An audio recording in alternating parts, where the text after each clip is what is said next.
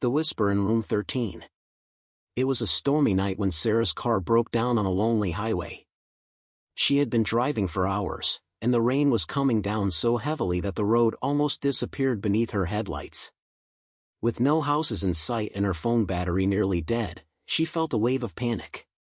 Finally, just when she thought she would have to spend the night in her car, a flickering neon sign appeared in the distance.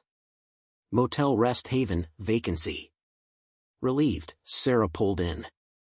The parking lot was empty, except for a single old truck with mud-stained tires.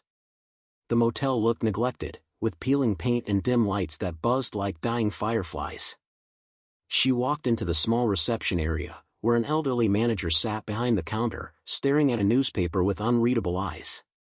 "I need a room for the night," Sara said, her voice trembling slightly. The old man looked up, studied her for a moment, and then handed her a rusted key. "Room 13. "Only one left," he said flatly. Sara hesitated. 13. An unlucky number. But she was too tired to argue. She thanked him and walked down the long, creaking hallway toward her room. When she unlocked the door, a musty smell drifted out. The walls were yellowed with age, the carpet was damp, and the single light bulb flickered weakly. She dropped her bag on the bed and tried to ignore the uneasy feeling that settled in her chest. As she lay down, rain drummed steadily against the window. Exhaustion pulled her eyes shut. But just as she began to drift off, she heard something. A whisper. So faint she almost thought it was the wind. "Don't stay here, leave before it's too late." Sara sat up sharply, her heart pounding. "Hello," she called into the empty room. Silence. She convinced herself it was only her imagination and lay back down. But at exactly 3 a.m., the whisper returned. Louder this time. Clearer. "Get out, before it's too late." The temperature in the room dropped suddenly. Sara could see her breath fogging in the air. She ran to the door, but when she turned the knob, it wouldn't move. She twisted harder, nothing. Then, horrifyingly, the knob twisted itself back, as if someone on the other side was holding it. Her stomach dropped. She grabbed her phone, but it had died. The whispering grew into many voices now, layered over one another, echoing from the walls, the ceiling, the floor. Words she couldn't fully understand, except for one chilling message. "You can't leave, you belong here." The mirror above the dresser began to fog up, though the air was icy.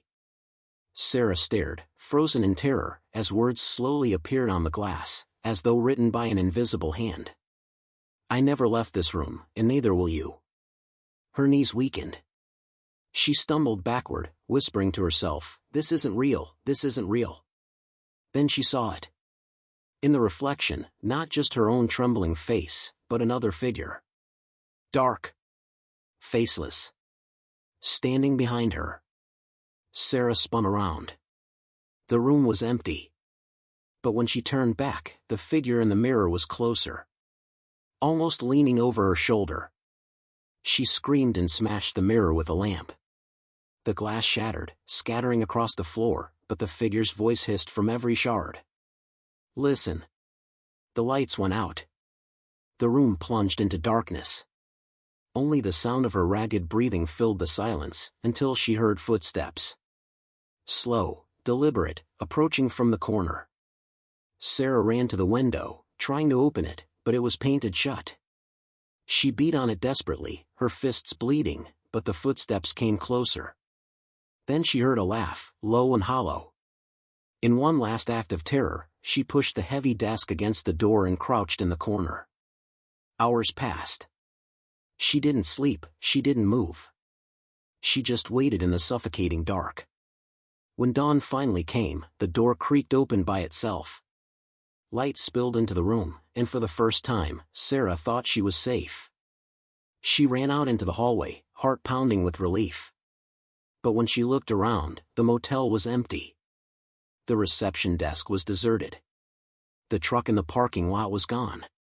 Everything looked abandoned, as though no one had been there for years. Confused and terrified, Sara sprinted to her car. Somehow, miraculously, it started. She sped away without looking back. Later that day, she stopped at a diner to collect herself. She told the waitress about her horrifying night at the Rest Haven motel. The waitress froze, her face pale. "That place burned down 10 years ago," she whispered. "Room 13 was where it started. A man was murdered there. They say his spirit never left, and anyone who stays there doesn't either." Sara's blood ran cold. She looked down at her hands. They were still covered in dust, as if she had touched burned wood. In her bag, she found the room key. Old, rusted, with the number 13 etched into it. Moral of the story: sometimes, life gives us warnings, in feelings, in instincts, in whispers we cannot explain. Too often, we ignore them, thinking it's just our imagination. But the truth is, those signs can save us from dangers we cannot see. Always listen to the voice inside you. Because sometimes, it might be the only thing standing between you and the darkness.